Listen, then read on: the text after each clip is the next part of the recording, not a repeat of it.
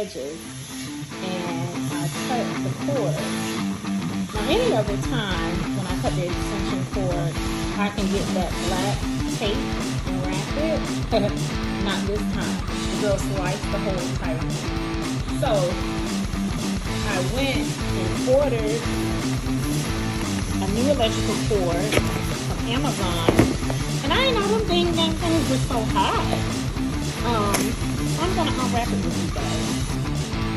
So who knew that the wattage mattered? All I was worried about is wasn't long enough. So I had to go and research wattage, and so hopefully I got the right. I'm struggling. Now this time around, I made sure it wasn't so long. That's why that other cord I diced so many times. And I purchased a safety measure, which is here, to help me prevent from dicing the cord.